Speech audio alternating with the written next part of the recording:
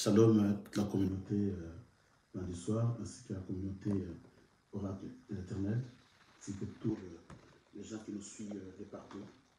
Merci de nous avoir donné cette confiance-là, parce que à 7 ans, bien aimé, on ne sait pas qui est serviteur, qui ne l'est pas. Mais quand il y a des gens qui vous font confiance dans le ministère et qui vous suivent à tout le temps, nous sommes bien aimés dans la joie de vous dire vraiment que le Seigneur vous soit favorable pour tout ce temps que vous êtes en train de disposer pour comprendre les Écritures. Voilà. Dieu soit béni, bien aimé, Dieu soit béni pour ce temps si merveilleux. Dieu soit béni. Il nous a fait grâce d'écouter la bonne nouvelle du temps de la fin. Il nous a fait grâce, bien aimé, de comprendre les évangiles, l'évangile éternel, l'évangile de Christ, la sainte doctrine, la doctrine que les pharisiens ont rejeté, les scribes ont rejeté, les sadducéens ont rejeté, et même les juifs eux-mêmes ont rejeté cette doctrine, et nous, l'Église des Nations, nous l'avons reçue, et aujourd'hui nous sommes heureux, parce que nous sommes en train d'attendre l'enlèvement qui viendra bientôt. Voilà pourquoi, bien aimé dans le Seigneur, le but de ces enseignements, c'est pour dire à l'Église que bientôt il y aura l'enlèvement. Le but de ces enseignements, c'est pour instruire l'Église, c'est pour mettre en garde l'Église que bientôt il y a l'enlèvement. Et après l'enlèvement, il y aura des choses qui vont se passer horriblement. Voilà pourquoi nous sommes en train d'avertir l'Église en tant que le sentinelle de l'œuvre de Dieu. Et bien, nous allons prier et nous allons confier ce moment entre les mains de Dieu. Que Dieu seul puisse nous conduire, qu'il nous donne l'intelligence et la sagesse, que Dieu vous accorde l'entendement spirituel pour que vous puissiez bien aimer comprendre et saisir la pensée de Dieu. Voilà, nous allons prier. Éternel Dieu d'Israël, je bénis ce moment parce que tu es Dieu. Je te confie ce moment en temps de paix du début à la fin. Il n'y a que toi qui es capable de nous enseigner. Je ne suis pas un enseignant. Je suis qu'une personne que tu as mandatée. Et cette parole, Seigneur, qui sort de moi, c'est une parole qui a une source divine, qui est le Seigneur Jésus-Christ, le trône de la majesté. Et je vais à cet instant, Seigneur, que tu m'utilises comme étant un simple canal. Toute parole qui sortira de moi, que ce soit une parole qui va édifier le peuple, une parole qui va ramener ton peuple vers la destinée céleste, une parole qui va nous façonner et qui va nous marquer des sceaux. Voilà pourquoi, Seigneur, je prie à ce que toute personne qui nous suit, de loin ou de près, Seigneur éternel, que tu lui donnes l'entendement spirituel, le discernement, Seigneur, de la parole, afin qu'il puisse comprendre, Seigneur, le message du temps de la fin. Oui, éternel, sois béni. Commence avec nous, finis avec nous. Nous avons besoin de toi, car il n'y a que toi qui parles bien. Dans le nom puissant et glorieux de Jésus-Christ, nous t'avons ainsi prié et nous te disons tous. Amen. Voilà, bien-aimés, que le Seigneur vous bénisse. Shalom, shalom, bien-aimés. Shalom, les gens qui me saluent. Je vous salue aussi. Que le Seigneur vous bénisse, que le Seigneur vous soit favorable, que le Seigneur vous accompagne, que le Seigneur soit avec vous. Voilà, bien-aimés, nous sommes encore sur ce plateau en train d'écouter la bonne nouvelle de notre Seigneur Jésus-Christ, le message du temps et le message du salut. Voilà, merci, merci et salut à tous ces gens qui sont déjà connectés en ligne. Que le Seigneur vous bénisse, que le Seigneur vous comble de sa force, de sa joie, que le Seigneur vous assiste, et que le Seigneur soit avec nous de tout ce qui va se passer, et que Dieu seul puisse nous ramener dans sa destinée, qu'il nous ramène dans sa présence, qu'il nous ramène dans sa destinée. Voilà, soyez bénis, soyez bénis. Voilà, bien-aimés, nous avions commencé à expliquer l'identité. Nous avions commencé la fois passée à expliquer l'identité de la bête. Nous avions dit, bien-aimés, quand la Bible parle de la bête, j'insiste sur ces enseignements, bien-aimés, et je dis, après ces enseignements, nous allons entrer dans une dimension de la prière pendant 14 jours. Dieu nous a recommandé la prière et nous aurons un thème que nous allons exploiter. Et là, ça sera des prières fortes pour aller aussi. Parce que pendant cette période, bien aimé, nous sommes en train de combattre. Nous sommes en train de combattre pour hériter le royaume des cieux. Et voilà, ce sont les enseignements du royaume. Voilà pourquoi à l'église, bien aimé, les enseignements qui sont prêchés, on ne peut pas être focalisé sur un enseignement. Non, nous devons toucher tous les enseignements qui sont importants afin que l'Église soit bien préparée, pour que l'Église soit préparée, oui, pour la rencontre de l'époux. Comme on dit, bientôt il y aura l'enlèvement et l'Église doit être enseignée, l'Église doit être avertie. Nous devons avertir l'Église sur tout ce qui passera avant l'enlèvement et nous devons avertir l'Église sur l'enlèvement et nous allons aussi avertir l'Église sur tout ce qui passera après l'enlèvement. Et maintenant, c'est à la personne de choisir. Est-ce que je veux être enlevé maintenant par la connaissance que j'ai? Est-ce que je vais attendre? Je vais continuer ma vie de péché pour que même si l'Église est enlevée, je sais qu'il y a encore le Dewa qui viendront, je vais me rattraper sur le Dewa. Mais c'est quoi le danger de ceux qui resteront sur la terre? Voilà pourquoi nous sommes obligés d'enseigner toutes ces choses pour que l'Église puisse comprendre qu'après l'enlèvement, qu'est-ce qui va se passer? Est-ce que je fais mon choix maintenant d'être enlevé ou j'attends après l'enlèvement, quand les Dewa viendront, je vais aussi écouter la bonne nouvelle. Je vais aussi écouter la bonne nouvelle pour que je sois enlevé. Bien aimé, voilà, il y a un temps pour toutes choses. Oui, c'est vrai, dans la vie, nous tous, bien aimé, on avait commis des erreurs. Toute personne a passé un moment dans le péché. Tu avais commis des erreurs, tu avais fait ceci, on a fait cela. On ne peut pas condamner quelqu'un pourquoi ta vie, le passé est tellement compliqué, pourquoi le passé de ta vie est tellement compliqué. Non, on ne peut pas, bien aimé dans le Seigneur, condamner quelqu'un par son passé. Mais voilà pourquoi nous prêchons l'Église en ce moment. C'est le temps, bien aimé, de prendre conscience de la vie chrétienne et de ce que nous sommes en train de faire, parce que bientôt il y aura l'enlèvement. Voilà pourquoi, les pourquoi de ces enseignements. Bien aimé, l'Église est assise dans l'enseignement. L'Église est assise dans la prophétie. Pas la prophétie, Dieu a dit, mais dans l'enseignement prophétique. L'Église est assise dans l'enseignement doctrinal. L'Église est assise dans l'enseignement révélatrice. C'est-à-dire, nous devons enseigner la prophétie comme étant l'enseignement, la révélation comme étant l'enseignement, et la doctrine comme étant l'enseignement, ainsi que la connaissance. Voilà pourquoi j'ai dit à l'Église, pendant 14 jours, nous serons en pleine jeûne de prière. Nous allons prier là, il n'y a que la connaissance. Et cette connaissance va nous pousser à prier. Mais là, nous voulons, bien aimé, comprendre la prophétie du temps de la fin. Voilà, nous allons parler sur l'enlèvement. Vous avez vu quels sont les signes qui vont précéder l'enlèvement. Nous avions parlé sur l'enlèvement proprement dit. Voilà pourquoi j'avais promis à l'Église que chaque fois, je vais essayer un peu de rappeler tout ce qu'on a déjà appris pour que les gens qui viennent, qui rentrent, je ne sais pas moi, au milieu, qui n'ont pas commencé avec nous, bien aimés, qu'ils soient aussi capables de comprendre l'évangile que nous sommes en train de prêcher à l'Église en ce moment. Parce que nous traversons un temps où les gens sont devenus l'ennemi de la vérité.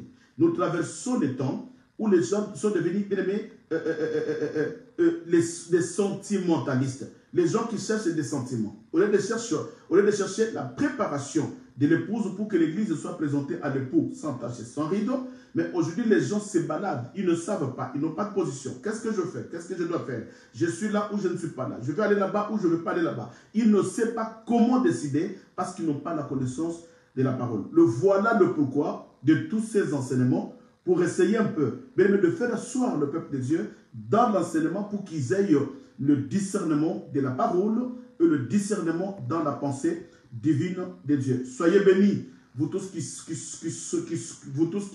êtes en ligne, qui sont avec nous en ligne, bien aimés, que Dieu vous bénisse. Nous avions commencé à parler sur d'après l'enlèvement. Après l'enlèvement, il y a le Dewa qui vient de prêcher. Dès qu'ils vont terminer par les enseignements, de marquer les sceaux, le peuple de Dieu qui vont croire. Et après, il y a la bête qui va monter, qui va tuer le 2 ou 1. Nous avions déjà vu ça, on n'a pas le temps de répéter tout ça. Et cette bête-là était venue tout simplement pour préparer le chemin sur les deux autres bêtes qui vont s'élever.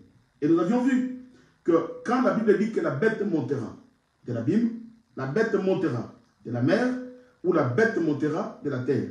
Il y a l'image des trois bêtes. Mais nous avions vu la première bête qui était montée de l'abîme. Et bien, nous avions dit ceci, que cette bête-là ne croit pas, et j'avais dit à l'Église, nous devons enseigner, bien aimé, la parole de Dieu dans la profondeur prophétique. Parce que la Bible, dans le livre d'Apocalypse, bien aimé, tout ce qui est écrit, c'est de la prophétie. Cette prophétie a commencé dans le livre de Daniel.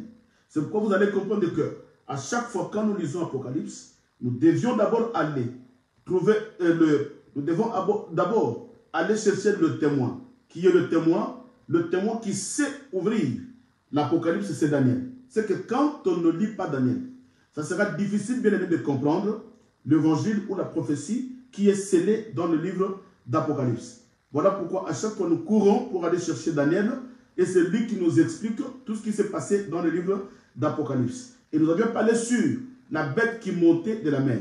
Nous avions vu comment est-ce que Daniel nous a expliqué que Daniel, dans son rêve, il avait vu les 4 bêtes qui montaient sur la mer. C'était d'abord le léopard, deuxièmement l'ours et troisièmement le lion. Mais la Bible dit qu'il y avait la 4e bête qui n'avait pas d'identité. La 4e bête qu'on avait appelée l'animal terrible. Un animal fort et terrible. Et celui-là, le 4e animal, son identité était cachée. Pourquoi l'identité était cachée? Son identité a été révélée dans le livre d'Apocalypse. Et dans Apocalypse, Daniel a vu le 4 animal qui sortait de la mer. Et Jean aussi. La même vision que Daniel avait vue, c'est la même vision que Jean voit dans le livre de Patmos. Nous sommes dans le livre d'Apocalypse, chapitre 13, on a lu déjà. Jean est en train de voir la même vision. C'est que Daniel est en train d'expliquer la vision que Jean a vue, parce que Jean voit la vision, mais la vision était scellée. Maintenant, qu'est-ce que Jean voit? Jean voit qu'il montait de la mer, une bête qui avait 10 cornes, une bête qui avait 10 diadèmes, et qui avait 10 cornes et 7 têtes, sur ces cornes 10 diadèmes, et sur cette tête le nom de blasphème. C'est qu'un animal qui montait. Là-bas, Daniel voit 3 animaux qui montaient de la mer. Mais il y a le 4e animal qui montait de la mer qui n'avait pas de nom. Son nom était caché. Voilà pourquoi maintenant Jean nous explique la 4e animal où l'identité était cachée. C'est lui maintenant qui va sortir de la mer, mais qui a pris l'identité de 3 autres animaux, qui est le lion, l'ours et le léopard. Maintenant, on l'appelle la bête. Or, Daniel nous explique que ce qui montait de la mer, c'était l'image d'un roi. Voilà pourquoi nous concluons que la bête qui montera de la mer sera tout simplement le pouvoir. Un roi qui montera, mais qui aura le pouvoir politique. On en a déjà parlé, si tu veux suivre ça, tu suis la vidéo sur Facebook, là où on a parlé sur ça le mardi. Bien aimé, tu suis ça sur Facebook, c'est très important. Dieu nous a fait grâce parce qu'il y a des enseignements qui restent et à chaque instant, nous pouvons aussi aller encore examiner tous ces enseignements pour que ça nous donne encore la connaissance. Voilà. Alors, cette bête-là, il y a un bien-aimé qui m'a posé la question, mais pourquoi, pasteur, il y avait 10 têtes? Pourquoi la bête avait 10 têtes, 10 diadèmes? Ça, c'est une question que le bien-aimé nous a posée. J'étais obligé d'abord, avant de passer sur la bête qui monte de la terre, je vais expliquer d'abord la bête qu'on a vue qui avait le pouvoir politique. Si tu aimes ça, dis-moi, j'aime, j'aime. Je veux bien aimer partager la vidéo. Les gens qui nous suivent, avec tes amis, partage la vidéo. Bien aimé, les gens ont besoin des enseignements. Parce qu'en ce moment, les gens en ont tellement marre avec les enseignements qui ne tiennent pas debout, avec des prophéties des gens qui enseignent que le Covid-19, c'est la marque de la bête. Non, non, non. Bien aimé, nous devons partager ces vidéos. Partager cela en masse. Partagez, s'il vous plaît, je vous en supplie. Partagez. Partagez dans vos groupes. Partagez. Afin que les gens puissent avoir la connaissance de la parole de Dieu pour que les gens n'aient pas la peur. Parce que là, il y a des enseignements qui font peur. Les gens n'arrivent pas à se retrouver. Ils se posent des questions, c'est que les gens prêchent. Et les prophéties qui circulent, si cela est vrai ou pas. Donc, partagez la vidéo. Alors, j'allais répondre à une question. Il y a un bien-aimé qui m'a posé la question. Pasteur, pourquoi cette bête-là avait 10 têtes et 7 elle avait 10 têtes, elle avait 10 cornes et 7 têtes. Or, le corne sur la tête, bien aimé, c'est l'image tout simplement de la royauté. Mais pourquoi il devait y avoir tout simplement 10? Parce que quand la bête monte, il prend l'image de Jésus qui est le roi des rois. Je l'ai déjà dit, mais je vais maintenant interpréter les cornes et les têtes. Parce qu'il prend l'image de Jésus comme étant le roi des rois. Maintenant, pour dire les gens qui vont rester sur la terre, en ce moment-là, l'église sera déjà enlevée. Mais les gens qui vont rester sur la terre, bien, mais il faut qu'ils fassent un effort. Il doit faire un effort de leur convaincre. Mais comment il va leur convaincre? Il doit porter tout ce que Jésus avait comme étant la nature. Tout ce que Jésus portait en lui, c'est ce que la bête aussi devrait porter. Or que quand Jésus est venu, il était venu comme étant le roi des rois. Il est venu comme étant un roi. Voilà pourquoi ce qui sortira de l'abîme, ça sera un roi, mais dans le pouvoir politique. Mais maintenant, ce qui est très important, c'est que cette bête-là aura 10 cornes. Or, le 10 cornes, c'est tout simplement, bien aimé, l'image du pouvoir. Le pouvoir que Christ avait. Or, Dieu, son pouvoir réside dans les 10 commandements. Si tu veux voir le pouvoir de Dieu, c'est dans les 10 commandements. Voilà pourquoi il dit, tu ne feras pas ceci. Tu ne feras pas ceci, tu ne feras pas ceci. Et lui aussi, quand il vient, il devait aussi porter à lui le 10 commandements pour prouver à l'humanité que c'était lui le Dieu d'Israël. C'était lui le Dieu tout-puissant. Voilà pourquoi il devrait porter 10 cornes. Ça, vous le connaissez? Et je dois passer rapidement parce que ce n'était pas mon enseignement, mais je suis obligé d'expliquer et d'interpréter tout ce qui était sur la tête de la bête. Donc, les 10 cornes n'ont rien d'autre que l'image des 10 commandements qu'il doit aussi apporter. Mais vous allez comprendre, quand nous allons toucher les 10 commandements, les 10 cornes qui sont les 10 commandements, nous allons toucher cela. Mais quand nous allons toucher cela, j'essaie un peu de répondre. J'essaie de répondre, bien aimé, à la question de l'autre bien-aimé, parce que ce sont des choses que je vais expliquer en profondeur. Vous allez comprendre que Dieu, quand il a apporté les 10 commandements, c'était les 6 commandements de l'homme envers Dieu. Et le 4 commandement de l'homme envers son prochain. Maintenant, qu'est-ce qui se passe? Quand le diable vient avec ses 10 cornes, c'est qu'il apporte aussi les 10 commandements. Mais vous allez comprendre quand nous allons faire des études. Vous allez comprendre que lui, quand il amène les 10 commandements, mais il applique les 10 commandements à l'envers. C'est les 10 commandements, mais il applique cela à l'envers pour imposer à l'humanité. C'est que tout ce que Dieu avait dit, tu ne tueras point, tu ne feras pas ceci. Mais dans la grande tribulation, quand il apporte le 10 cornes, il va maintenant imposer le 10 commandements à l'envers. Tu ne tueras point, il va tuer. Tu n'adoreras pas un autre Dieu, lui il va vous imposer d'adorer un autre Dieu. Je crois que celui qui a l'œil, il a déjà vu, parce que nous allons expliquer cela en profondeur. Et la Bible dit qu'il avait 7 têtes. Pourquoi le 7 têtes? Quand Christ est venu, il est venu comme étant le sang dans la perfection. Voilà pourquoi dans la tête de Samson, il y avait aussi 7 tresses. Or, le 7 tresses était tout simplement l'image de la sanctification. Parce que Jésus était saint. Maintenant, lui, quand il vient, il vous apporte aussi 7 têtes pour vous prouver que quand Jésus était venu, vous l'avez vu avec 7 têtes? Non, moi j'ai 7 têtes parce que c'est moi qui vous apporte la perfection. Et c'est là où il réussira à séduire les gens qui resteront sur la terre. Et ça serait, bien aimé, tellement dangereux pour les gens qui vont rester. Voilà pourquoi nous vous supplions, bien aimé, c'est le temps. Et la Bible dit, nous descendons maintenant, la bête qui monte de la terre. Voilà notre thème. Là, je suis allé pour répondre à la question que le bien-aimé nous a posée. Et maintenant, je parle sur la bête qui monte de la terre. Bien-aimé, je dis à l'église, je dis aux hommes de Dieu, je dis à tout le monde, bien-aimé, si Dieu ne t'a pas mandaté dans le ministère, ne force pas, ne cherche pas à devenir ministre, sinon tu seras cantonné dans le Nouveau Testament. Or, la prophétie n'est pas là-bas. La prophétie, tu commences dans l'Ancienne Alliance. Tu dois naviguer dans les Écritures, dans l'Ancienne Alliance, pour enfin venir accomplir, bien aimé, le mystère de la prophétie qui est dans le livre d'Apocalypse, en quittant l'ombre chez le prophète Daniel. Alors, je parle aujourd'hui sur la bête qui monte de la terre. Nous allons lire Apocalypse chapitre 13, du 11e verset plutôt, 11 à 18. Apocalypse 13, 11 à 18. Écoutez ce que la Bible dit.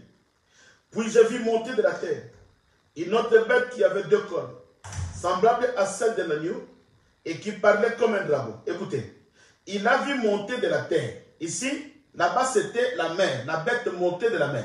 Mais ici, la bête monte de la terre. Suis-moi bien. Bien aimé, suivez-moi très bien. Je ne suis pas là pour vous prêcher des pyramides. Je ne suis pas là pour vous prêcher le Covid-19. Pour vous prêcher l'Organisation mondiale de la santé. Non, je vous prêche la prophétie biblique. Parce que l'Église n'a pas besoin de tout cela. Mais l'Église a besoin de la parole, la prophétie qui sort de la Bible. Qu'est-ce que Dieu a dit sur ce temps de la fin? Qu'est-ce que nous attendons? Qu'est-ce que Dieu veut? Qu'est-ce que Dieu veut de nous? Voilà, c'est ça l'importance, bien aimé, de l'Église dans l'enseignement. Et je vais lire, il dit, le verset 11, « Puis je vis monter de la terre une autre bête qui avait 2 cornes, semblables à celle d'un agneau. » Écoutez, 2 cornes semblables à celle d'un agneau qui parlait comme un dragon. Écoutez ici, il continue à se camoufler. Il dit, il a vu, ça c'est Jean, qui voit une bête qui montait de la mer, de la terre. Maintenant, ce n'est pas la mer, mais c'est la terre. Une bête qui montait de la terre, il avait des cornes. La bête avait des cornes. Pourquoi le décorne? Parce qu'il devait toujours prendre l'image de Jésus. Mais voilà pourquoi je dis que nous devons bien lire la Bible. Il vient pour régner. Il ne peut pas régner s'il ne prouve pas aux gens que c'est lui le Messie. Il ne peut pas régner s'il ne cherche pas à convaincre les gens que c'était lui Dieu. Maintenant, il doit porter toute la nature que Jésus avait. Or que quand Jésus est venu aussi, Jésus avait aussi des cornes. Nous allons lire les Écritures. Jésus avait des cornes. Voilà pourquoi lui aussi, quand il vient avec des cornes. La Bible dit semblable à un agneau. Et même il parle comme un dragon. Il est semblable à Jésus. Il s'est fait semblable à Jésus. Et à ce temps-là, quand il apparaîtra, il se fera semblable de Jésus. Il doit porter toute la nature que Jésus avait pour qu'il se ressemble à Jésus avec des paroles douces qu'il apportera pour flatter les gens qui vont rester dans l'enseignement afin de les séduire. Maintenant, les deux cornes, c'est quoi? Nous allons aller rapidement. Nous allons comprendre les deux cornes que le Seigneur Jésus-Christ a ramenées. Alléluia. Oui, Jean chapitre 1er. Jésus est venu avec deux cornes. Écoutez, Jean chapitre 1, le verset 17. Dis-moi j'aime bien aimé. Je vais vous voir. Dis-moi j'aime. Ceux qui aiment l'enseignement, bien aimé, donnez-moi cette des acclamations, donnez-moi tout, afin que nous puissions monter. Que le Seigneur vous bénisse. Oui, que le Seigneur vous bénisse. Le ciel vous voit, que le Seigneur vous bénisse. Je parle de deux cornes, parce qu'il est venu comme un agneau. Je vais vous expliquer, bien aimé, écoutez-moi. Pourquoi il a porté la nature d'un agneau? Parce que Jésus lui-même avait la nature d'un agneau. Jean l'avait présenté. Dans Jean chapitre 1, le verset 29, pendant qu'il rentrait dans l'eau pour prendre le baptême, l'apôtre Jean l'avait présenté. Il a dit ceci. Là, je suis dans Jean chapitre 1, le verset 29. Nous allons lire ça. Écoutez comment est-ce que Jean présente Jésus. Il dit ceci. Jean dit ceci. Le lendemain, il vit Jésus venant à lui et il lui dit, voici l'agneau de Dieu qui ôte le péché du monde. Voici l'agneau de Dieu qui ôte le péché du monde. Voilà pourquoi quand la bête monte, il ne monte pas comme un dragon. Mais la Bible dit qu'il monte comme un agneau. Pour séduire les gens qui resteront, il monte comme un agneau. Pour séduire même les élus. Même les gens qui ont cru à l'évangile de Dewan. Mais en ce moment-là, il cherchera des voies et moyens pour leur séduire. Mais pour leur séduire, il doit porter la nature de Jésus. Voilà pourquoi, bien-aimé, il vient comme un agneau. Or, parler de l'agneau, c'est parler de sacerdoce. Parler d'un agneau, c'est parler de sacrificature. Jésus était à la fois roi et à la fois sacrificateur. Or, le sacrificateur, il était Dieu. Or, dans le Dieu, nous voyons le sacrificature. Or, le sacrificature, c'est dans le temple.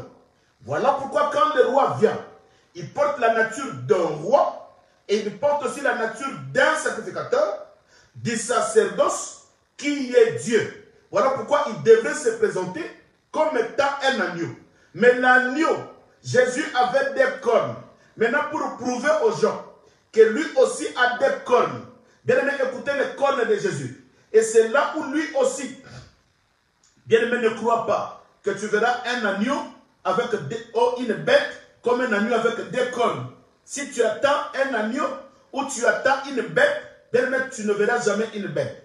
Or, la Bible définit cette bête-là comme étant un agneau, mais qui avait des cornes. Maintenant, Jésus est venu avec des cornes. Lui aussi, il viendra avec ses deux cornes. Mais c'est quoi les deux cornes de Jésus? Écoutez-moi bien. La Bible dit ceci. Là, nous sommes dans Jean chapitre 1er, le verset 17. Jean chapitre 1er, le verset 17. Il dit ceci. Écoutez-moi bien, bien-aimés dans le Seigneur. Il dit, car la loi a été donnée par Moïse. Oui, la loi a été donnée par Moïse. Mais Jésus, comme l'agneau, qu'est-ce qu'il a apporté? La grâce et la vérité sont venues par Jésus. C'est que pendant que Jésus marchait, il marchait avec des cornes sur sa tête. Parce que le décorne a la mission, bien aimé, de combattre. Le décorne, quand il y a un ennemi, c'est le décorne qui combat. vous allez comprendre que quand il y a un agneau qui a 2 cornes et qu'il est attaqué, bien aimé, il combat par les 2 cornes. Voilà pourquoi quand Jésus est venu, bien aimé, il est venu attaquer le diable. Il est venu attaquer l'ennemi avec ses 2 cornes. Or, ces 2 cornes, c'est quoi? C'est la grâce et la vérité. Pourquoi? Parce que l'ennemi n'aime pas la vérité. Or, la grâce, c'est ce qui est venu nous racheter. La grâce, c'est une corne qui est venue nous racheter. La vérité, c'est une corne qui est venue convaincre le monde que nous devons être libérés par la vérité. Il dit, vous serez affranchis. Si le Fils vous affranchit, vous serez réellement libérés. Écoutez bien, la Bible dit dans Jean. Il dit ceci, Jean chapitre 8, la mission de la corne. Écoutez Jean chapitre 8, la mission de la corne. Il dit ceci, Jean chapitre 8, le verset 32. Vous connaîtrez la vérité et la vérité vous affranchira. C'est que la corne était tout simplement une corne, était une grâce qui est venue nous racheter. Une corne était la vérité qui nous a affranchis. C'est que le 2 cornes a une mission de combattre. Voilà pourquoi, bien aimé dans le Seigneur, nous qui apportons maintenant, aujourd'hui, nous avons l'image de l'agneau, nous devons aussi apporter les 2 cornes. Parce que c'est par le 2 cornes que nous allons vaincre. Nous vaincrons l'ennemi par la vérité. Jésus a vaincu le diable par la vérité. Il dira au diable, il est écrit, pendant que le diable lui disait, il est écrit, transforme ce pain, transforme cette pierre en une pain et que tu manges parce que tu as faim. Jésus n'a pas vaincu le diable par les combats spirituels. Jésus n'a pas vaincu le diable par la prière de feu, mais Jésus a vaincu le diable par la vérité. Il dira au diable, il est aussi écrit, parce que c'est lui qui détenait la vérité. Voilà pourquoi, bien aimé, quand la bête montera de la terre, il portera l'image du pouvoir religieux. Là, maintenant, ici, il a le pouvoir religieux. Voilà pourquoi il porte l'image de Jésus dans la chair comme étant l'agneau et spirituellement avec ses 2 cornes qui est la vérité et la grâce. Or, la Bible dit ceci, bien aimé, dans Proverbe chapitre 31. Proverbe, le chapitre 31. Écoutez ce que la Bible dit. Proverbe 31, le verset 30. Proverbe 31, le verset 30. Écoutez ce que la Bible dit. La Bible dit ceci, 31, le verset 30. La grâce est trompeuse et la beauté est vaine. La femme qui craint l'Éternel est celle qui sera foulée. Ici, nous prenons, écoutez ce que Salomon dit dans sa sagesse. Il dit la grâce est trompeuse. C'est que lui, la bête, la grâce qu'il apportera, la corne qu'il va porter, ça sera une grâce, mais quelle grâce? Une tromperie. C'est qu'il va tromper les gens qui vont rester pendant la grande tribulation. Il va leur tromper en les apportant une grâce trompeuse. Voilà pourquoi la Bible dit qu'il va réussir à séduire le monde par des miracles mensongers. C'est qu'en réalité, une grâce qu'il va apporter, ça sera une grâce trompeuse. Or, Jésus n'a pas porté la grâce trompeuse. La grâce de Jésus nous a rachetés. La Bible dit, vous êtes sauvés par le moyen de la foi. Vous êtes sauvés par la grâce. C'est cette grâce-là qui nous a sauvés. Vous êtes affranchis par la vérité. Si la vérité vous affranchit, vous serez réellement libre. C'est que quand Jésus est venu dans le monde, il est venu comme étant un agneau immolé, avec les 2 cornes qui est la vérité et la loi, et la vérité et la grâce. Et ce sont ces 2 cornes qui nous a libérés de la main de l'ennemi. Premièrement, la grâce nous a sauvés. Et deuxièmement, nous a affranchis. Et nous sommes aujourd'hui devenus réellement libres. Voilà pourquoi quand la bête vient, il vient avec la nature bien aimée dans le Seigneur. Il apporte la nature d'un agneau. Or, parler de l'agneau, c'est parler du sacrificature. Ce n'est pas la royauté, mais c'est parler du sacrificature. Or, dans les sacrificatures, il n'y a que Dieu qui est le Seigneur. Voilà pourquoi quand il monte, c'est la même bête qui était là-bas roi, c'est la même bête qui monte encore sur la terre. Et nous allons aller, bien aimés. Écoutez ce que la Bible dit. Je vais aller rapidement. La Bible dit ceci au verset 12. Elle exerçait toute autorité de la première bête. Écoutez. Elle exerçait toute autorité de la première bête. C'est que la deuxième bête vient comme le sacrificateur, comme un sacrificateur. Maintenant, il est en train de prêcher, mais il exerce le pouvoir il exerce l'autorité de la première bête. C'est qu'ils étaient une seule personne. Cela veut dire quoi? Quand Dieu a créé la terre, maintenant, ça c'était la bête qui montait de la mer. Parce que Dieu était le roi. Maintenant, Jésus vient dans le sacrificature. Jésus vient dans le sacrificature. Il vient comme un sacrificateur. Un souverain sacrificateur. Maintenant, qu'est-ce qui se passe? Quand Jésus parle, il parle pour que le premier, qui est Dieu, bien aimé, voilà pourquoi quand Jésus était sur la terre, il ne parlait que de Dieu. De Dieu, de Dieu, de Dieu. Parce qu'il était sacrificateur, il avait l'autorité sacerdotale. Maintenant, quand la deuxième bête aussi monte de la terre, il a le pouvoir ecclésiastique. Il va pousser les gens.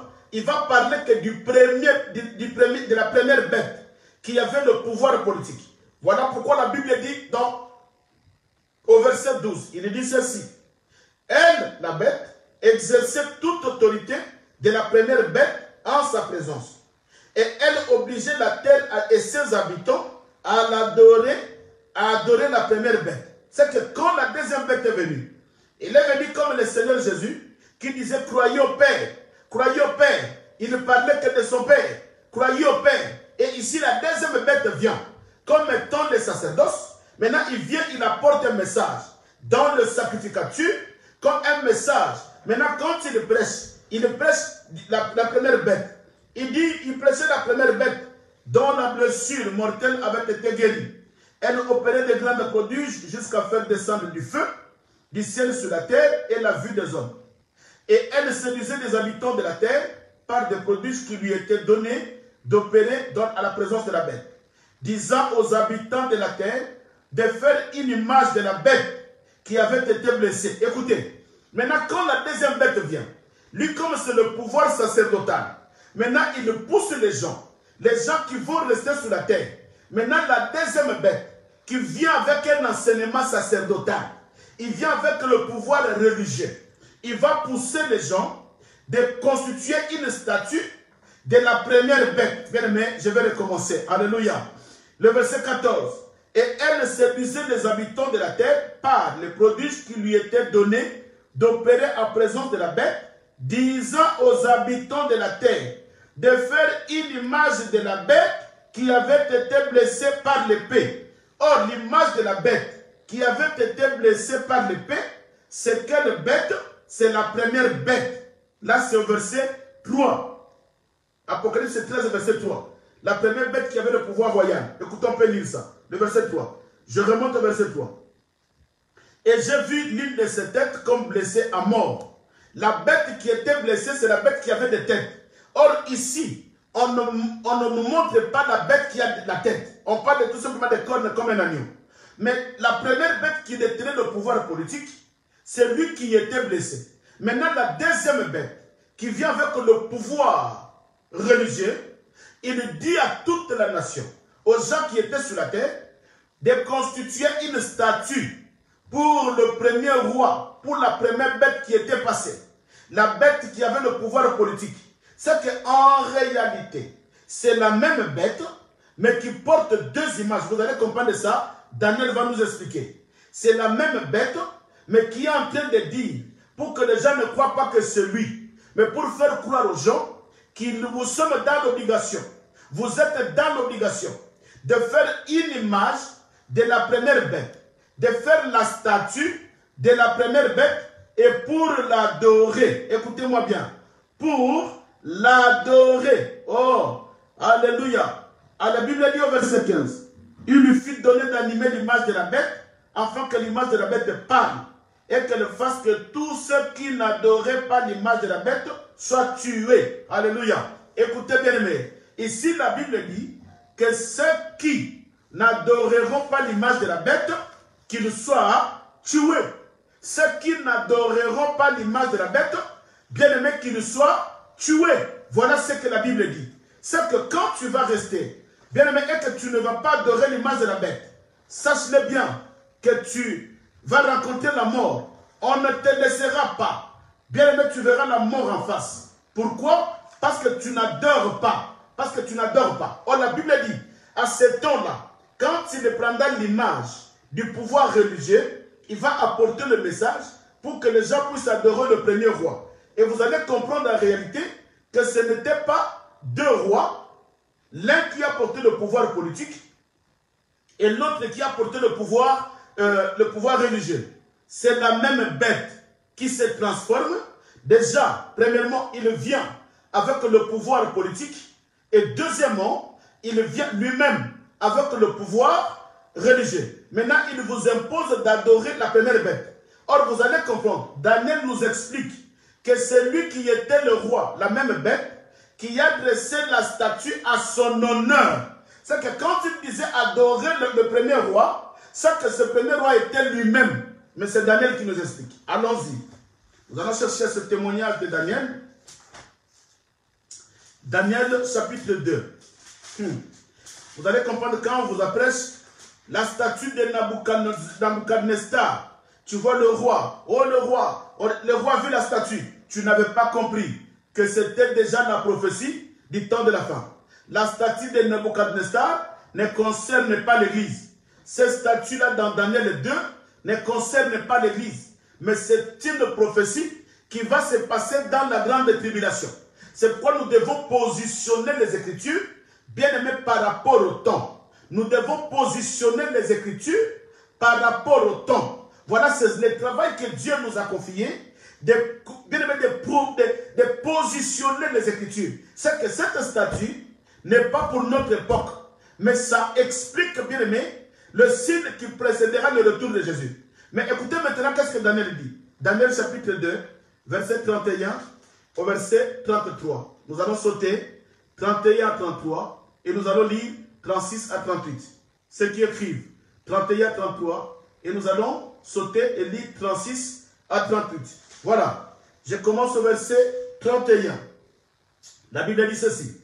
Ô roi, tu regardais et tu voyais une grande statue. Écoutez, là-bas, la deuxième bête impose les gens d'adorer la statue du premier roi. Maintenant, ici, Daniel nous explique que ce n'était pas deux rois, mais c'était une seule bête. C'est lui le seul roi qui aura le pouvoir politique. Et quand il viendra dans le pouvoir religieux, c'est là où il va imposer les gens d'adorer la statue. Mais la statue de qui? C'est sa statue de lui-même. Mais il est camouflé, les gens ne comprennent pas. Que la statue qu'on va adorer, c'est la statue de lui, la bête là. Le même roi qui était le roi politique, c'est le même roi qui a pris le pouvoir religieux. Il va s'incarner et il va faire la statue. Mais ici dans l'Apocalypse, il dit il va faire la statue pour le premier roi. Non. Mais écoutez ce que Daniel nous dit. Ô roi, tu regardais et tu voyais une grande statue. Cette statue était immense et d'une splendeur extraordinaire. Écoutez, là on nous a dit qu'il y avait un animal qui n'était pas le lion, l'ours, qui n'était ni l'ours ni le léopard, mais c'était un animal extraordinaire. Mais voilà, maintenant cet animal est incarné dans le roi. Maintenant la statue est immense et extraordinaire. L'image de la bête. Alléluia. Oh roi, tu regardais et tu voyais une grande statue. Cette statue était immense et d'une splendeur extraordinaire. Elle était debout devant toi et son aspect était terrible. La tête de cette statue était d'or pur, sa poitrine et le bras étaient de l'argent, son ventre et ses cuisses étaient de l'airain, ses jambes de fer et le pied en partie de fer et en partie d'argile. Tu regardais lorsque la pierre s'est détachée. Je me limite au verset 33, 31-33. Bien aimé, suis-moi bien. Je suis en train d'expliquer une chose qui est très importante. Suis-moi bien. Je veux que tu restes avec une connaissance gravée sur toi pour que le monde, les faux enseignements ne te séduisent pas. Ici, le roi Daniel est en train d'expliquer. Quand tu lis Daniel chapitre 2, il parle le roi qui avait eu un songe. Maintenant, Daniel vient expliquer le songe. Daniel est en train d'expliquer les songes que le roi avait vus. Il dit ceci. Ô roi, quand tu étais dans ton rêve, la statue que tu as vue, était immense, une grande statue. Mais cette statue-là était composée de 4 ou 5 parties de quoi? La tête était d'or. Suis-moi bien, bien-aimé. La tête était d'or, la poitrine et les bras étaient d'argent, le ventre et les cuisses était d'airain, les jambes étaient de fer, le pied était partie de fer et de partie argile. Je vais ramener quelqu'un dans la prophétie. Bien, mais suis-moi bien. Dis-moi j'aime, dis-moi j'aime. Alléluia. Dis-moi j'aime. Je vais te ramener quelque part. Vous allez comprendre là-bas. Dans le livre de l'Apocalypse, Jean voit la bête qui monte de la terre. C'est que cette bête-là devrait sortir de la terre. Mais pourquoi la bête sortait de la terre? Bien aimé, tu ne verras pas une bête qui sort de la terre. Tu ne le verras pas. Comme la bête, c'est le roi. Maintenant, voilà ici le roi, sa statue. Parce que la Bible dit, ô roi, quand tu voyais la statue était immense. La tête était la tête d'or. Or, la tête d'or, quand nous descendons dans le verset 36 et 38, là maintenant, Daniel explique la tête d'or c'est quoi. Écoutez, le verset 38, 36 à 38. La Bible dit ceci, le verset 36. Suis-moi bien, je vais ouvrir quelque chose de très important. 36 à 38, la Bible dit ceci. Voilà le songe. Nous donnerons l'explication devant le roi. Maintenant, Daniel commence à donner l'explication devant le roi. Il dit, ô roi, tu es le roi des rois, car le Dieu des cieux t'a donné l'empire, la puissance, la force, la gloire. Il a remis entre tes mains, en quelques lieux qu'il habite, les enfants des hommes, la bête des champs et les oiseaux du ciel. Et il t'a fait dominer sur tout. C'est toi qui es la tête d'or. Écoutez, maintenant Daniel explique, il dit au roi, la statue que tu as vue, c'est toi le roi qui est la tête d'or. C'est que la statue que le roi avait vue n'était rien d'autre que lui-même. La tête d'or, Daniel explique. Mais vous allez comprendre ensemble avec moi. Bien aimé, tous les éléments qui constituent la statue ne proviennent pas de la main. Tous les éléments qui constituent la statue proviennent de la terre. De l'or provient de la terre. De l'argent provient de la terre. De l'airain provient de la terre. Le fer provient de la terre. L'argile provient de la terre. Ce sont des minéraux qui proviennent de la terre. Voilà pourquoi dans un livre codé, maintenant Apocalypse explique qu'il a vu une bête qui sortait de la terre. Donc en réalité, il a vu le roi avec sa statue qui était composée des éléments qui sortent de la terre, des minéraux qui sortent de la terre. Or, ce n'était pas la bête, mais Jean parle de la bête qui sort de la terre, mais Daniel nous explique que la bête qui sortait de la terre, ce n'est pas une bête avec des cornes, mais c'est le roi. Or, ce roi-là sera représenté par une statue. Or, la statue sera constituée par des éléments qui sortent de la terre, comme l'Apocalypse l'a vu. Alléluia. Oh. Mais écoutez maintenant, dans l'explication, il dit ceci, que ce que tu as vu, je descends maintenant, je vais descendre. Il dit, après toi s'élèvera un autre royaume moindre que la sienne, un troisième royaume qui sera des reins. C'est qu'il y a le royaume, quand la tête sera coupée, il y a d'autres rois qui viendront. Ce roi-là, c'est qui? C'est l'empire Mède et Perse. Bien aimé, on n'a pas le temps d'aller dans toute cette profondeur-là. Je vais lire cela dans Daniel chapitre 5. Écoutez ce que la Bible dit. Parce que la tête était d'or. Or, la tête, c'était le roi. Mais après la tête, il y a la poitrine qui est... La poitrine et le bras, c'est de l'or. C'est que Dieu lui dit, après ton royaume, parce que la tête, c'est toi le roi. Après ton royaume, il y aura un autre royaume qui viendra, qui sera un royaume de l'airain. Mais ça sera quoi? Daniel 5. Daniel chapitre 5, le verset 24 au verset 25. Parce que le roi était déjà rejeté. Pourquoi ce roi sera rejeté? Écoutez, le roi Nabuchodonosor, pourquoi il doit être rejeté? Vous connaissez l'histoire. On vous a déjà enseigné cela. Daniel chapitre 5, le verset 24 au verset 28. La Bible dit ceci. C'est pourquoi il a envoyé cette extrémité de la main qui a tracé cette écriture.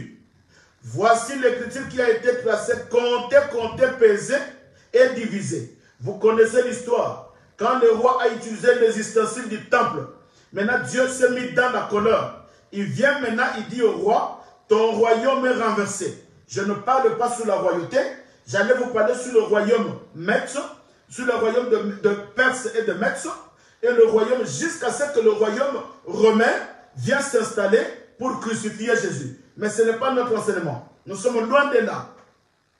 Mais ici, on nous a enseigné, bien aimé, que voici, il y a une écriture qui est sortie dans le mur. Il dit, compter, compter, peser et diviser. Cela veut dire quoi? Le verset 26. Et voici l'explication de ces mots. Compter, Dieu t'a compté, a compté ton règne et il a mis fin. Peser, tu as été pesé dans la balance et tu as été trouvé léger. Divisé, ton royaume sera divisé et donné aux Mèdes et aux Perses, qui c'est une partie de l'argent, parce que sa tête était la tête d'or. Voilà, bien aimé, ça c'est tout un enseignement. Quand le jour où Dieu me mettra à cœur de vous parler sur le mystère du royaume, nous allons toucher sur le royaume de Dieu et tout le royaume qui a précédé l'Empire romain, qui avait précédé le Perse, qui avait succédé aussi l'Empire babylonien.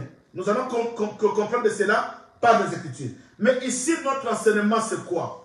Notre enseignement, bien aimé, c'est de faire voir à l'Église que la tête d'or qui a été construite, bien aimé, ce n'est que le roi. Mais écoutez, maintenant, quand ils vont construire la statue, maintenant la bête là-bas, il dit, construisons la statue pour le premier roi. Or, le roi avait la tête d'or. La Bible dit, Daniel avait dit, ce que tu avais vu, la tête d'or, c'était toi le roi. Maintenant, le roi devait faire une statue à son honneur. Or, la statue que Daniel avait vue, c'était la statue qui était composée, qui était la tête d'or.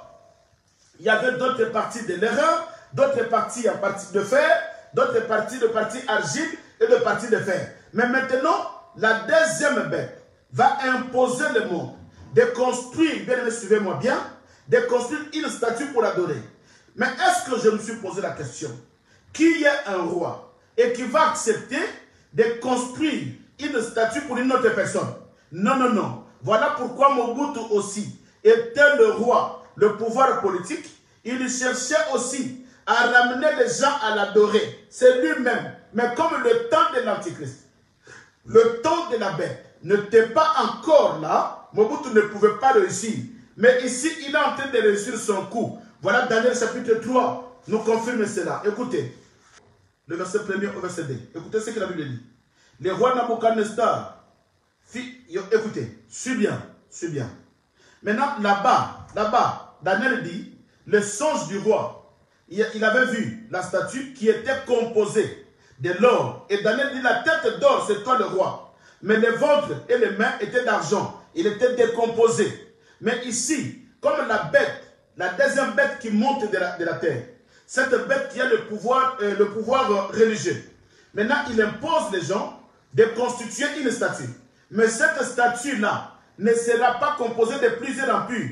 De l'empire Mède et Perse, de l'empire babylonien ou de l'empire romain. Non, mais maintenant, ce sera composé entièrement de l'empire babylonien où le roi Nabuchodonosor est représenté. Parce que la deuxième bête dit, construisons la statue pour le roi. Mais qui est le roi? Le roi qui était la tête d'or. Maintenant, ici, la statue sera composée d'or seulement pour que cela représente le roi, pour que les gens puissent adorer. Alléluia. Écoutez, la Bible dit dans Daniel 3. La Bible dit ceci. Le roi Nabuchodonosor fit une statue d'or, haute de 60 coudées et large de 6 coudées. Il la descend dans la vallée de Dura, dans la province de Babylone. Le roi Nabuchodonosor fut convoqué les strates, et les intendants et les gouverneurs, les conseillers, les trésoriers, les jurisconsultes, les juges et tous les magistrats de province pour qu'ils ne se rendent à la dédicace de la statue qu'avait élevée le roi Nabuchodonosor. Écoutez, là-bas dans Apocalypse, c'est lui qui a le pouvoir religieux. Il dit, dressons une statue pour le roi, le premier roi. Or ici, le roi Nabuchodonosor confirme cela. Après avoir constitué la statue, c'est le roi, et la statue était la statue du roi. Il convoque tous les sages, tous les gens de la ville, pour que les gens aillent élever la statue du roi Nabuchodonosor. Alors les satrapes, les intendants, les gouverneurs, les conseillers, les trésoriers, les jurisconsultes, les juges et tous les magistrats de la province s'assemblèrent pour dédicacer, pour la dédicace de la statue qu'avait élevée le roi Nabuchodonosor. Ils se placèrent devant la statue qu'avait élevée Nabuchodonosor. Un héros cria à haute voix. Les héros qui vont crier à ce moment-là, c'est qui? C'est des faux prophètes. C'est des faux prophètes qui vont crier. Quel sera leur cri? Il dit ceci. Un héros criera à haute voix. Voici ce qu'on vous ordonne. Peuple, nation, homme de toutes les langues. Or là-bas, la bête ordonne qu'on fasse la statue du premier roi. Donc c'est lui seul. Or ici, le roi Nabuchodonosor fait une statue d'or. Parce que Daniel avait interprété que la tête de la statue qui était d'or, c'était le roi. Maintenant, ils ne veulent pas que ce soit constitué de beaucoup de royaumes. Mais il veut que son royaume, n'est-ce pas, son royaume seulement règne. Voilà pourquoi il va constituer la statue d'or. Maintenant, le roi Nabuchodonosor va convoquer les gens pour que les gens viennent pour faire la dédicace de statue qui est en son honneur. Un héros criera à haute voix. Voici ce qu'on vous ordonne, peuple, nation, homme de toutes langues. Au moment où vous entendez le son de la trompette du chalumeau, de la guitare, de la sambuc, de psalterion, de la cornemuse et de toutes sortes d'instruments de musique, vous vous prosternerez et vous adorerez la statue d'or qu'a élevée le roi Nabuchodonosor. Le verset 6. Quiconque ne se prosternera pas et ne l'adorera pas sera jeté à l'instant même au milieu d'une fournaise ardente. Bien aimé, écoutez, c'est là où maintenant la grande tribulation commence. Je ne sais pas s'il y a quelqu'un qui a l'œil de voir, il est en train de voir déjà. Il doit dresser maintenant la deuxième bête qui monte de la terre, qui a le pouvoir religieux. Maintenant, quand il va monter, il va dresser la statue. Quelle statue? En honneur de qui? En honneur de la première bête. Or, en réalité, Daniel nous explique que le roi qui montera, qui va tuer les Dewan, le roi qui montera, qui va prendre le pouvoir politique, c'est le même roi qui va encore dresser la statue à son honneur et va convoquer toutes les nations. Les faux prophètes qui seront à ce temps-là, ils vont enseigner aux gens d'adorer cette statue-là. Pourquoi là maintenant? C'est maintenant l'installation de l'abomination de la statue du roi dans le temple.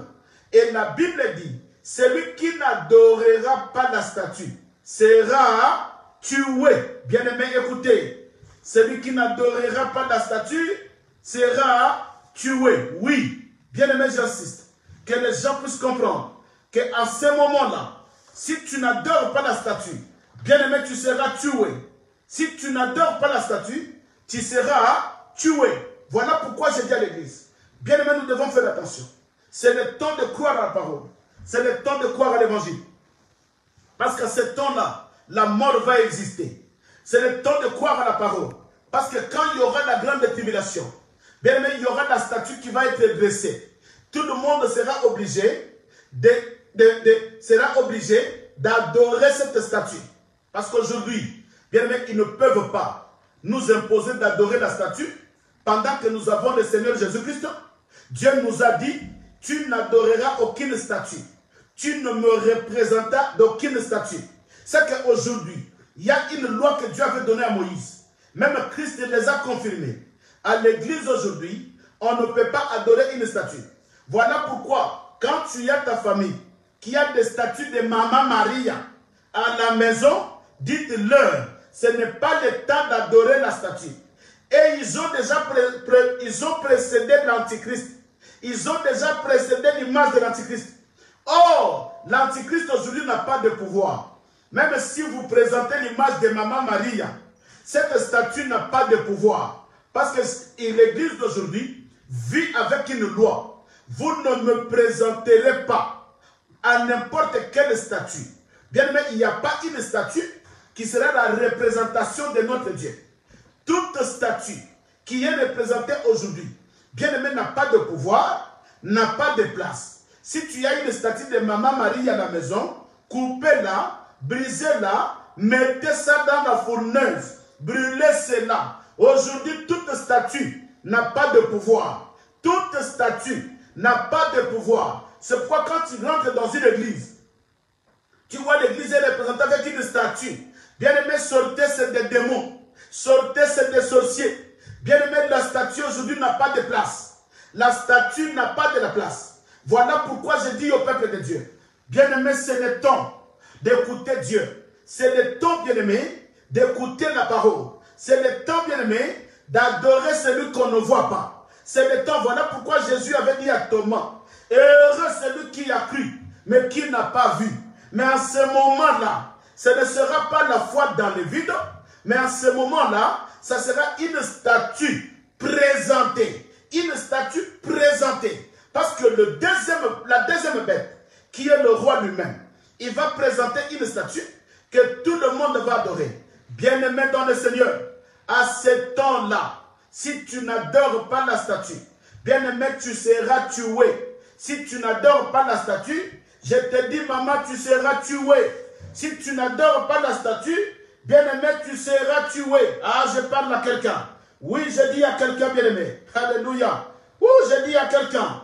Si tu n'adores pas la statue, bien-aimé, tu seras tué. Voilà pourquoi c'est le temps d'adorer Jésus. D'adorer celui qui a refusé des statues. D'adorer celui qui n'est pas représenté sur une statue. Or, tout Dieu qui est représenté par une statue, c'est un faux Dieu. Tout Dieu bien-aimé qui est représenté par une statue, c'est un faux Dieu. Voilà pourquoi ce temps-là, le roi qui montera, il cherchera bien-aimé à constituer une statue où tout le monde va adorer. Bien-aimé, je te pose la question. Est-ce que tu vas adorer la statue de la bête? Si tu me dis non, c'est que voilà le temps. C'est le temps où nous devons nous lever, bien-aimé, pour adorer celui qu'on ne voit pas. Pour adorer celui qui nous a confié la foi. Pour adorer, bien-aimé, celui qui est capable. Pour adorer le Dieu de Dieu. Pour adorer le Dieu d'Israël. C'est le temps, bien-aimé, d'adorer le Seigneur. Voilà pourquoi je dis à l'église, bien-aimé, cherche le Seigneur en ce moment pendant qu'il vit encore. Parce que quand la grande tribulation viendra, bien-aimé, que tu ne veux pas, on va te pousser. Nous allons étudier cela. Je vous dis, nous allons vraiment étudier cela. Mais là, je vais toucher quelques points pour clôturer. Je vais toucher un point que nous allons commencer sur la marque de la bête. Voilà, maintenant, je commence la marque de la bête. Et le dimanche demain, je vais vraiment aller dans la profondeur pour expliquer la marque de la bête. Parce que c'est un enseignement qui a tellement de confusion. Donc, pour clôturer sur la bête, bien aimé, la première bête qui est montée de la mer, c'est celui-là qui a le pouvoir politique. La deuxième bête qui monte de la terre, c'est celui-là qui a le pouvoir religieux. Or, la bête qui montait de la terre, nous avons vu que c'était le roi. La bête qui montait de la mer, nous avons vu que c'était le roi, parce que la bête qui montait de la mer avait bien aimé, c'était un animal qui était le lion, l'ours, et c'est ce que Daniel nous a expliqué dans Daniel 7.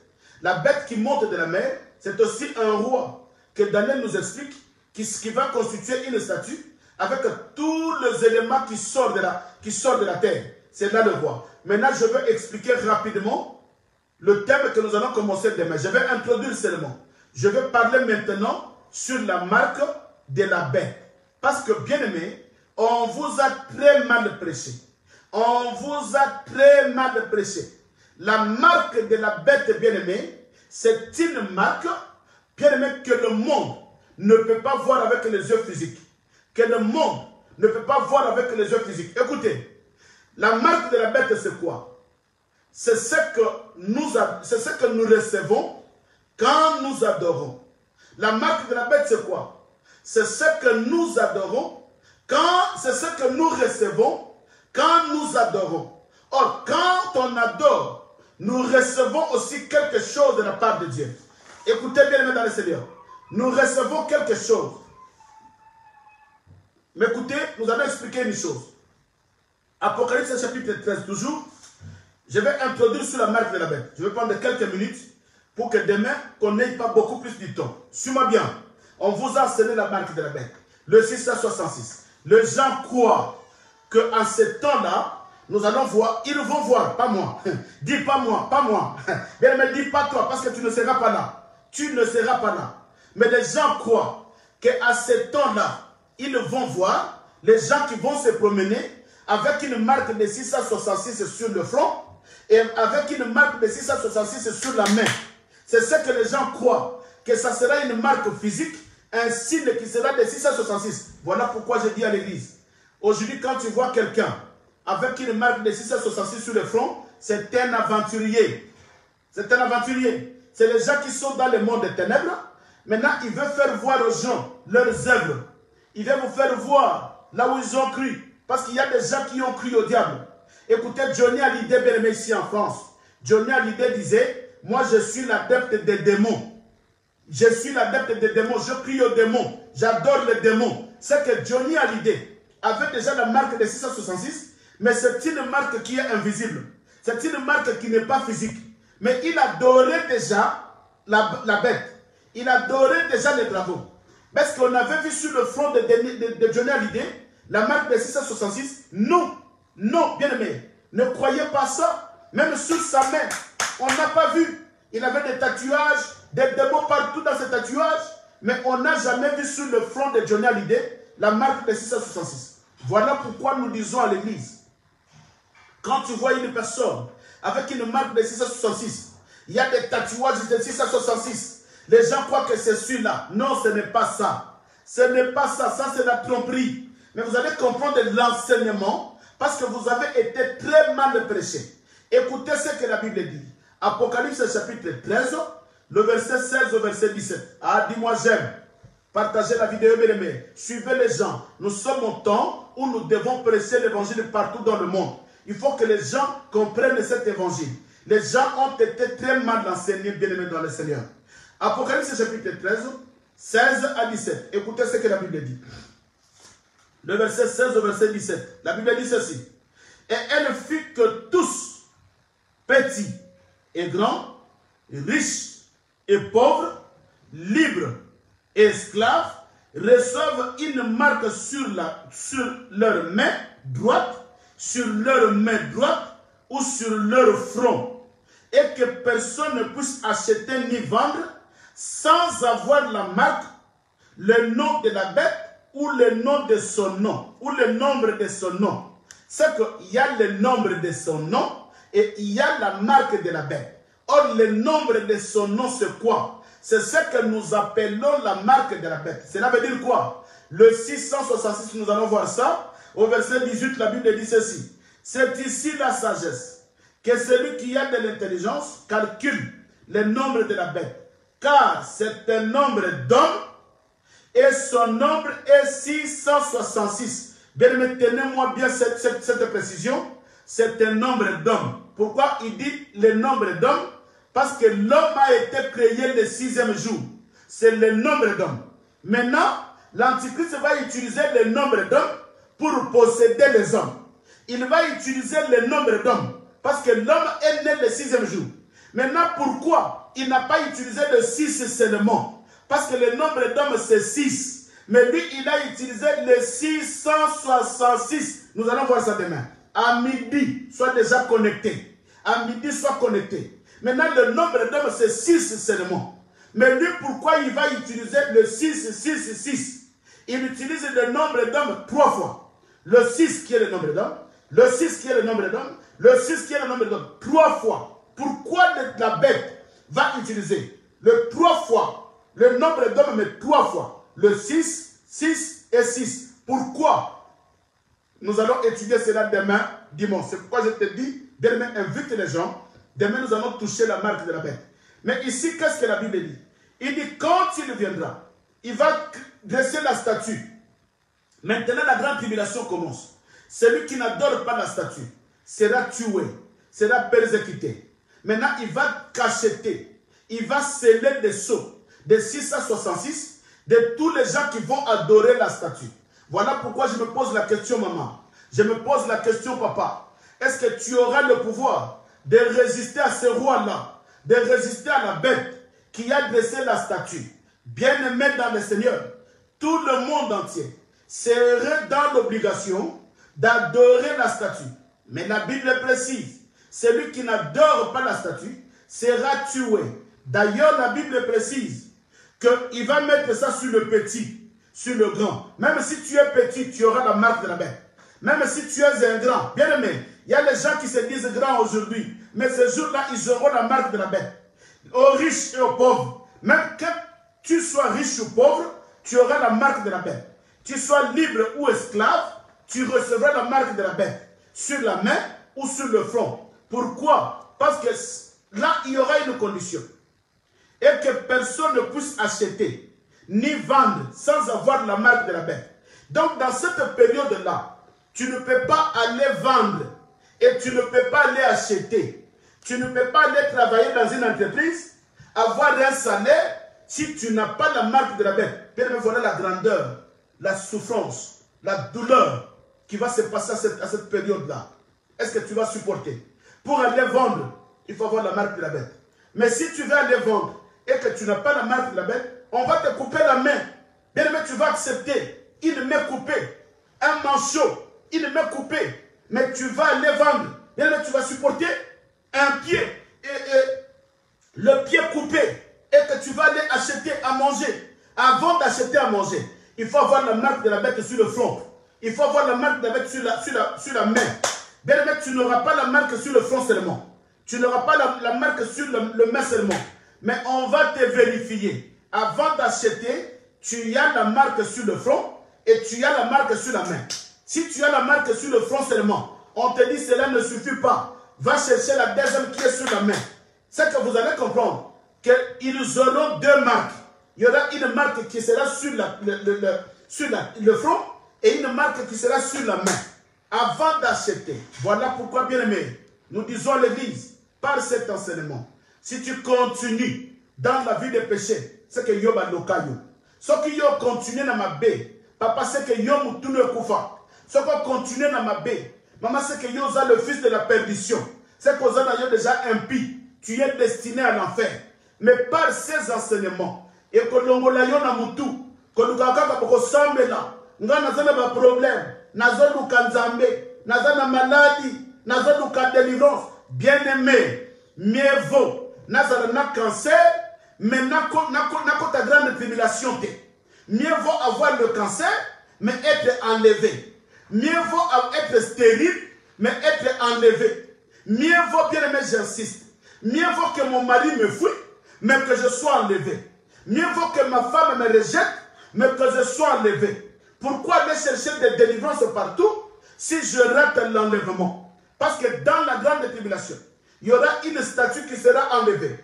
Une statue qui sera élevée plutôt. La statue qui sera élevée. Celui qui n'adore pas la statue, bien aimé, il sera tué. Celui qui n'adore pas la statue, tu dois avoir la marque de la bête. Tu dois avoir la marque de la bête pour acheter. La marque de la bête pour vendre. Dans l'entreprise où tu travailles, tu dois avoir la marque de la bête pour aller travailler. Bien aimé, je ne sais pas, quand tu resteras sur cette terre des hommes, comment tu vivras. Parce qu'avec la marque de la bête, bien aimé, tu adores déjà la bête. Donc tu ne pries un enfant de Dieu. Là déjà ta destinée, c'est dans l'enfer. Voilà pourquoi nous vous enseignons tous ces enseignements pour comprendre, bien aimé dans le Seigneur, qu'il y a un temps pour toutes choses. Il y a un temps, bien aimé. Nous vous enseignons l'évangile de paix. Nous vous enseignons l'évangile de la grâce. Nous vous enseignons l'évangile de la vérité qui est en train de vous marquer des sceaux. Bien aimé, les sceaux, j'insiste encore, le sceau, bien aimé, ne sera pas une identité, ne sera pas visible, mais ça sera une identité cachée. Voilà pourquoi nous devons étudier les sceaux. Alléluia. Nous devions étudier les sceaux. Bien aimé, dans quelques minutes, si vous me donnez quelques minutes, je vais parler sur la marque. Bien aimé, quand est-ce que le sceau a commencé? Ce n'est pas le diable qui a commencé le sceau. Lui, il va mettre le sceau dans la grande tribulation. Les gens qui vont refuser d'adorer la bête, qui vont refuser d'adorer la statue, ce sont ces gens-là qui seront scellés, marqués de sceaux de 666. Mais aujourd'hui, nous sommes aussi scellés. Bien aimé, ce n'est pas la bête qui a commencé à sceller le sceau. Mais écoutez le sceau de Dieu. Il y a le sceau de Dieu et il y a aussi le sceau de l'ennemi. Et c'est là où vous allez comprendre que la marque de la bête ne sera pas un signe visible. La marque de la bête, ça sera un signe qui apporte un message. Mais ça ne sera pas un signe visible, mais ça sera un signe caché. Écoutez, nous allons lire les Écritures. Éphésiens, bien aimés, nous sommes en train d'étudier la Bible. Je vous ai dit, nous sommes à l'université. Là, nous sommes vraiment à l'école. Nous étudions la parole de Dieu, très importante. Éphésiens chapitre 1er, le verset 13. Éphésiens chapitre 1er, le verset 13. Écoutez ce que la Bible dit. Je parle sur la marque, le sceau. Mais là, je commence sur le sceau de Dieu. Pour comprendre, nous allons étudier la Bible. Si la marque de Dieu, si le sceau de Dieu était visible, le sceau du diable et de la bête aussi sera visible. Parce que ce que le diable fait, ce que la bête fait, il ne fait que copier ce que Dieu a déjà fait. Il n'invente pas, il ne crée pas, mais il se fait que copier ce que Dieu a déjà fait. Voilà pourquoi on appelle le diable l'imitateur. Il a imité Dieu comme étant roi, il a imité Dieu comme étant Dieu, il a imité Jésus comme étant le prophète. Voilà pourquoi il y aura un roi qui aura le pouvoir politique comme Dieu, il y aura un roi qui aura le pouvoir religieux comme Dieu, il y aura un roi qui aura le pouvoir comme Jésus dans la prophète. Les prophètes, c'est ce que nous appelons le faux prophète. Voilà, ici aussi, il est en train de copier Dieu. Il est en train de copier Dieu. Et Éphésiens chapitre 1er, le verset 13. Écoutez ce que la Bible dit. En lui, vous aussi, après avoir entendu la parole de la vérité, l'évangile de votre salut, en lui vous avez cru et vous avez été scellés du sceau de l'esprit qui avait été promis. Bien aimé, quand nous croyons à la parole, quand nous croyons à Jésus, nous sommes scellés du sceau. Quel sceau? C'est le Saint-Esprit. Or, c'est un sceau invisible. Pourquoi? Parce que nous avons cru à Jésus, nous avions adoré Jésus et nous recevions la marque du Saint-Esprit. Nous avons la marque de Dieu parce que nous adorons Dieu. Et à cette période-là, de la grande tribulation, ceux qui vont adorer la statue, ceux qui vont croire au message de la bête, ils vont aussi être scellés d'une marque. Or, cette marque-là, c'est ce que nous appelons la marque de la bête. Or, si nous étions scellés, bien-aimés dans le Seigneur, si nous sommes scellés spirituellement, si en nous, il y a la marque de Dieu spirituellement, c'est qu'en ce temps-là aussi, la marque de la bête sera aussi spirituellement. Nous allons voir ça. Nous allons voir ça demain à midi. Nous allons voir ça demain à midi. Éphésiens 4, 30. Écoutez ce que Dieu dit. Éphésiens chapitre 4, le verset 30. Il dit ceci. Alléluia. Éphésiens 4, 30. Il dit ceci. N'attristez pas le Saint-Esprit de Dieu par lequel vous avez été scellés pour le jour de la rédemption. N'attristez pas le Saint-Esprit qui habite en vous, par lequel vous avez été scellés comme une marque de Dieu. Nous avons une marque de Dieu qui est le Saint-Esprit. La marque de Dieu, c'est le Saint-Esprit. Quand tu te promènes, Dieu te voit avec un signe. Le démon te voit avec un signe. Le démon te voit avec une marque de Dieu. Voilà pourquoi tu le mets dans le Seigneur. Quand tu as la marque de Dieu, tu deviens intouchable. Quand tu as la marque de Dieu, tu deviens invisible. Même si le monde des ténèbres vient, il ne te voit pas, mais il voit la marque de Dieu. Tu es une marque de Dieu. Alléluia. Tu es intouchable. Oh, alléluia. Voilà pourquoi, bien-aimé, le jour où Caïn avait tué Abel, Dieu a pris le sang d'Abel, il a mis ça sur le front de Caïn. Il a mis ça sur le front de Caïn. Il dit, Caïn, ce sang sera un signe, sera une marque que tu as rencontré Dieu. Parce que la rencontre de Dieu se fait que par le sang. Celui qui a rencontré Dieu, nous rencontrons Dieu bien-aimé par l'alliance de sang. Voilà pourquoi Jésus devait verser son sang pour que nous ayons la marque sur le front. C'est que la marque bien-aimé, c'est le sang qui est le Saint-Esprit. Quand tu te promènes, ne prends pas de sang et mets sur le front. Voilà maintenant là où c'est là où il y a des problèmes. Les gens sont en train de m'insulter dans leurs églises. Oh, bien-aimé dans le Seigneur, il y a une façon d'utiliser le sang de Jésus. Je vous en supplie.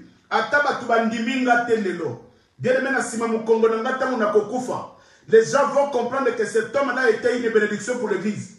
Les gens vont comprendre que l'homme de Siméon était une bénédiction pour l'Église. Même si aujourd'hui, les gens, pour leurs intérêts, ils ne veulent pas prêcher la vérité. Pour leurs intérêts, ils ne veulent pas prêcher la bonne nouvelle.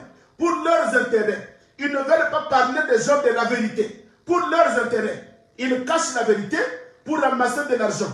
Bien aimé, je ne cacherai pas la vérité. Même si je vais mourir pauvre, je mourrai pauvre. Même si je vais mourir pauvre, je mourrai pauvre, mais je prêcherai l'évangile, la totalité, la vérité. Ici, la Bible dit que le Saint-Esprit, que vous avez reçu le jour de votre rédemption, qui vous a été scellé comme étant le sceau. Alléluia. Comme le sceau. Écoutez, il y a Paul qui confirme cela. Je vais me limiter là et nous allons arrêter parce que demain, je vais parler, je vais approfondir la marque de la bête, le sceau. Mais là, je suis en train de prouver pour dire que si le sceau de Dieu était un sceau invisible, c'est que le sceau du diable aussi sera invisible. C'est que arrêtez de nous dire, arrêtez de dessiner les 666. Non, bien aimé dans le Seigneur. Je vais vous expliquer cela demain. Oh, le chiffre 6, c'est le chiffre d'homme. Il vient de dire ça dans l'Apocalypse. Mais pourquoi le diable va utiliser le chiffre 6, le chiffre d'homme, 3 fois? 6, 6, 6, 6. C'est un mystère. Mais nous allons étudier cela dans la Bible. Bien aimé, soyez dans la joie. Parce que Dieu vous a donné un homme de Dieu. Dieu vous a donné un homme de Dieu, j'insiste. Dieu vous a donné un homme de Dieu qui a une bénédiction à ce temps pour l'Église. Ce sont des enseignements. Quand tu vas dans des soi-disant églises, ils vont vous prêcher cela en vrac. Ils vous disent la marque des sceaux, 666. Bien-aimé dans le Seigneur, c'est le temps d'écouter le merveille de Dieu. C'est le temps d'écouter l'évangile éternel. C'est le temps d'écouter la profondeur de la parole. Soyez bénis. Ah, je dis à quelqu'un, soyez bénis. Écoutez, Paul explique cela. Je vais me limiter sur 2 versets de l'Écriture. 3, je vais lire et nous allons clôturer. 2 Corinthiens chapitre 1er. Écoutez ce que la Bible dit. Aïe, aïe, aïe, j'aime l'évangile. J'aime l'évangile. Je sais qu'il y a des gens qui sont déjà en train de prendre la décision qu'après le confinement, non, non, non, je dois aller chercher la profondeur. Je dois aller chercher les Écritures. Écoutez, 2 Corinthiens chapitre 1er, le verset 20 au verset 22. 2 Corinthiens 1, 20 à 22. La Bible me dit ceci. Car, pour ce qui concerne toutes les promesses de Dieu, c'est en lui que le oui, c'est pourquoi encore l'amen par lui est prononcé par nous à la gloire de Dieu. Le verset 21. Et celui qui nous a affermis avec vous en Christ et qui nous a oint de Dieu, lequel nous a aussi marqué d'un sceau, a mis dans nos cœurs les arrêts de l'esprit. Oh, tu peux acclamer le Seigneur. Il dit, en lui nous avons cru. Et c'est en lui que nous avons été scellés de Dieu. Lesquels nous avons été marqués de sceaux. Le sceau de qui? Le sceau du Saint-Esprit. Alléluia. Nous étions marqués du sceau. Bien aimé, voilà ici. Le sceau du Saint-Esprit, c'est un sceau de Dieu. C'est un sceau qui est invisible. C'est un sceau qui n'est pas visible. C'est que le sceau de la bête, la marque de la bête, c'est un sceau qui sera marqué à ceux-là qui vont adorer la bête, mais ça sera un sceau invisible. Tu ne verras pas 666 sur le front de quelqu'un. Ça, c'est quel enseignement? Demande à cette personne-là qu'il arrête, qu'il ferme la Bible, qui lui a mandaté pour prêcher n'importe quoi. Qui lui a mandaté, dites à eux, dites-leur, bien-aimés, n'ayez pas peur. Maintenant que vous avez la connaissance, dites-leur de fermer la Bible. Alléluia. 2 Timothée, je vais clôturer. 2 Timothée chapitre 2. 2 Timothée chapitre 2, le verset 19. Écoutez ce que la Bible dit. Le verset 19. Néanmoins, les solides fondements posés par Dieu subsistent, avec ses paroles qui lui servent de sceaux. Avec les paroles qui lui servent de sceaux. Bien aimé, la parole qui nous apporte le Saint-Esprit, c'est le sceau. La parole, c'est le sceau. Or, on ne voit pas la parole. Celui qui détient la parole est visible par les œuvres. Alléluia. La parole est visible par les œuvres. Voilà pourquoi l'apôtre Paul dit dans Galates, il dit marchez selon le Saint-Esprit. Cela veut dire quoi? Marchez selon le sceau qui vous a été scellé. Celui qui a le sceau de Dieu.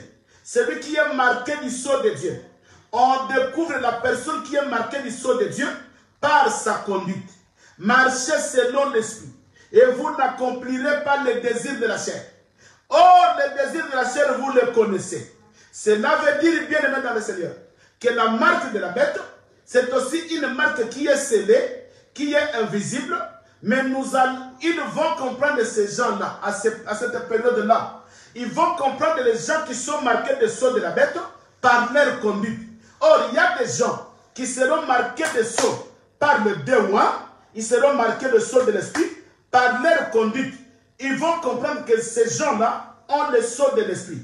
Et les autres aussi, par leur conduite, d'adorer la bête, par leur conduite, d'adorer la statue. Maintenant, ils vont comprendre que ces gens-là sont en train d'adorer la bête. Ils ont la marque de la bête. Bien, mais ça sera confirmé dans l'Écriture. Je clôture ici. Le dernier verset, Apocalypse chapitre 7, le verset 3, verset 4. Écoutez ce que la Bible dit. Je vais terminer ici. Je clôture par là. Le verset 3. La Bible dit, ne faites pas de mal à la terre, ni à la mer, ni aux arbres, jusqu'à ce que nous ayons marqué du sceau. Là maintenant, c'est le démon qui sont en train de marquer du sceau. Et pendant qu'il y avait les quatre anges qui sont sortis dans le ciel pour détruire la terre. Et l'ange qui est le Seigneur dit ceci, il a dit ceci. Ne faites point de mal à la terre. C'est que pendant que nous sommes ici, personne ne te fera du mal. Pendant que les démons étaient sur la terre, personne ne devait faire du mal. Et la Bible dit, ne faites point de mal à la terre, ni à la mer, ni aux arbres, jusqu'à ce que nous ayons, qui? Le démon. Jusqu'à ce que le démon, jusqu'à ce que nous ayons marqué du sceau le front des serviteurs de notre Dieu. C'est que les démons avaient un travail à faire de marquer le sceau des serviteurs de Dieu. Voilà pourquoi aujourd'hui, bien aimé, je suis en train de prêcher l'évangile. L'évangile qui va te marquer des sceaux. C'est que celui qui accepte cet évangile, c'est là marqué des sceaux. Et quand tu y as ce sceau-là, bien aimé, tu deviens l'intouchable. Quand tu y as le sceau de Dieu, tu deviens intouchable. Voilà pourquoi, bien aimé, nous vous disons, faites attention, c'est le temps de chercher l'enlèvement pour que tu ne puisses pas vivre. C'est le temps de la grande tribulation où tout le monde va adorer la statue. Si tu n'adores pas, on va te tuer. Si tu n'adores pas, tu seras persécuté. Avant de manger, avant de vendre, avant de faire quelque chose, de travailler dans des entreprises, bien aimé, tu auras la marque des sceaux. Et voilà cette souffrance-là, cette douleur-là. Je ne te souhaite pas que cela t'arrive. Au nom de Jésus-Christ, que le Seigneur vous bénisse, qu'il bénisse la communauté Père du Soir, qu'il bénisse, bien aimé, l'église oracle de l'Éternel. À Paris, l'église oracle de l'Éternel. À Londres, l'église oracle de l'Éternel. En Angola, et l'église oracle de l'Éternel à Kinshasa. Que la main de Dieu, bien aimé, vous accompagne. On se verra demain à 12 h. Bien aimé, partagez la vidéo. Et demain encore, invitez les gens dans les réseaux sociaux. Partagez. Parce que nous voulons que tous ces enseignements, bien aimé, que les gens puissent écouter cela. Que les gens puissent être enseignés. Afin que le monde puisse comprendre que les enseignements qu'ils avaient enseignés, ce n'étaient pas de beaux enseignements. Au temps voulu, Dieu a élevé ses serviteurs, qu'il a donné la connaissance de la parole pour que l'église de Dieu soit nourrie et que nous deviendrons une épouse de Dieu.